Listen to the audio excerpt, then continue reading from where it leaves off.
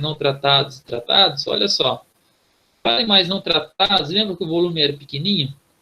Concentração 19,2 bilhões de células espermáticas por ml, tá?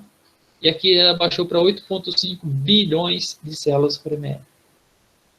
Aqui 48 para 36, 33 para 23, então a gente tem isso, né? Essa redução da concentração espermática após indução hormonal, porque aumenta o volume de sêmen e, teoricamente, né, ele tem um sêmen mais diluído.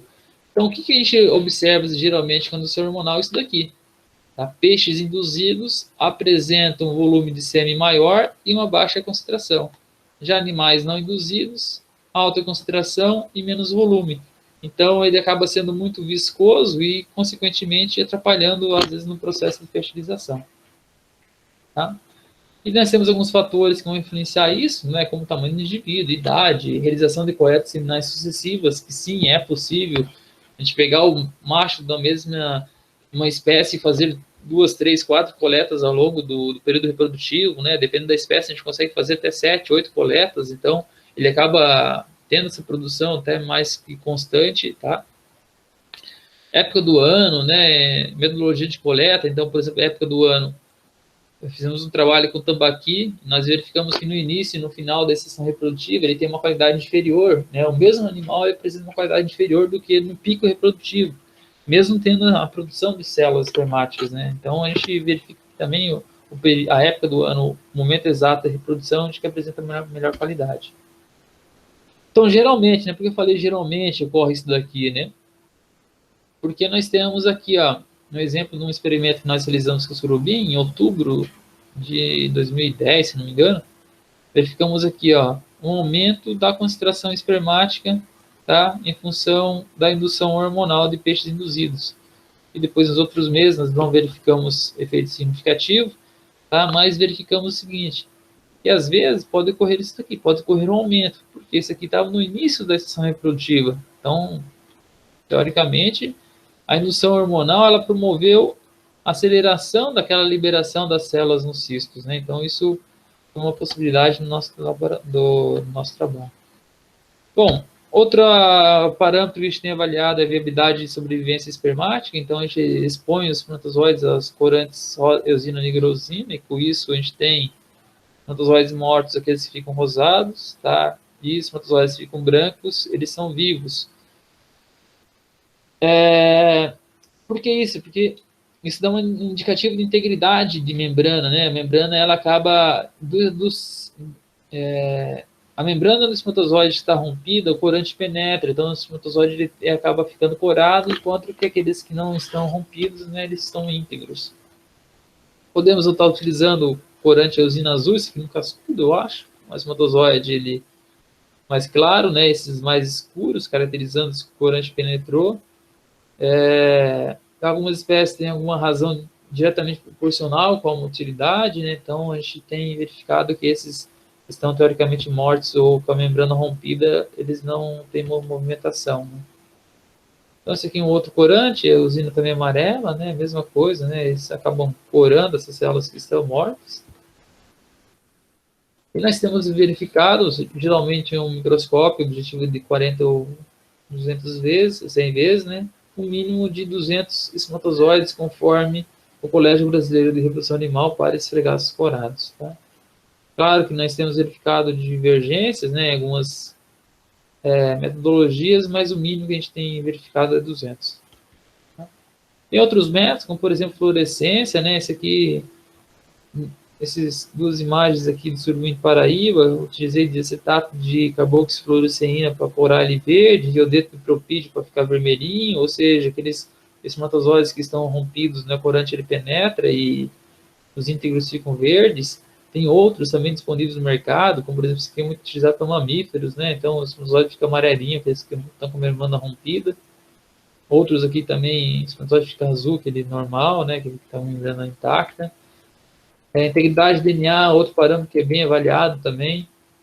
Como, por exemplo, às vezes a célula ela tem movimentação, mas ela não tem... O DNA dela está todo detonado, né? Não tem essa capacidade de fertilização.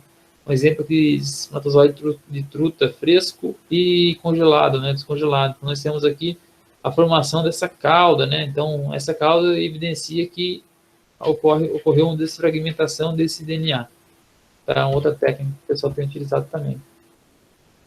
E, além disso, temos a possibilidade de estar utilizando essa análise de morfologia, né, ou de alterações morfológicas dos espermatozoides, onde espermatozoides que apresentam, a gente fixa ele em formal salino tamponado e, consequentemente, a gente utiliza uma coloração de rosa de bengala, onde aqui temos aqui um exemplo no espermatozoide, ó, a cabeça e a cauda, tá, normal. Esses aqui tem uma gota citoplasmática proximal, próxima à cabeça, tem uma cauda dobrada, tá? Então, nós temos evidenciado várias alterações morfológicas, né? A gente pode avaliar num microscópio de luz normal. Esse é um exemplo de uma lâmina que nós avaliamos num sêmen que estava com 0% de motilidade, tá? Não tinha movimentação nenhuma, então ele estava todo detonado, as células, né? Esse aqui é um padrão normal de um sêmen que tem uma alta movimentação, porque essa cauda ela será responsável para a natação, né? Para ter essa movimentação e, consequentemente, como vai estar na água, para ter essa natação e encontrar micrófila e promover essa fertilização. Como a gente faz, né? Então, a gente acaba corando esse material, fixando e corando. A gente faz um esfregaço ou uma extensão da lâmina, puxando a lâmina, puxando essa gotícula. Ou, senão, a gente acaba colocando uma gota nessa lâmina, leva ela e deixa essa lâmina escorrer. Então, esse aqui eu tenho utilizado nos últimos trabalhos em função de não ter um choque mecânico nos espermatozoides, e, consequentemente, não facilitar essa quebra dessas células. Então, a gente pode, então, várias alterações, né, dividir em alterações graves ou primárias, ou leves e secundárias. Então, essas graves primárias, basicamente, talvez devido a problemas genéticos, né, isso vem oriundo de mamíferos, né, para peixe a gente não sabe se realmente é proveniente genético. E leves e secundárias, talvez de manejo inadequado, confecção do esfregaço ou do material de forma incorreta. Tá? Então, essas alterações morfológicas, né, então a gente classifica essas leves, como a cauda dobrada, gota citoplasmática proximal, distal, cabeça solta e cauda solta, que é muito comum na execução do procedimento, né, de confecção da lâmina.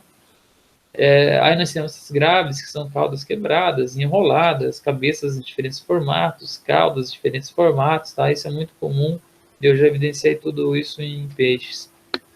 A gente sabe que, por exemplo, para o Colégio Brasileiro de Reprodução Animal, tá?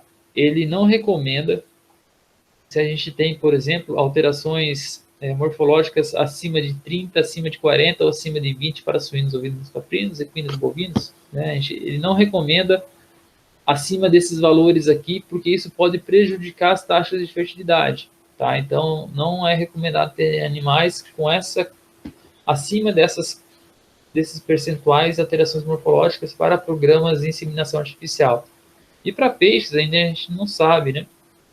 Então, falta pesquisa básica, qual que é o índice aceitável, quais são as alterações realmente que são problemáticas, será que são essas quebradas? A gente não sabe, então ainda falta muito a evoluir nisso. Né? Esse é um vídeo, mostra para o pessoal esse vídeo aqui, que eu falo para comparar, essas células se movimentando, né? Aqui é a cauda dele, né? Então, durante esse tempo, ela saiu daqui e foi para cá.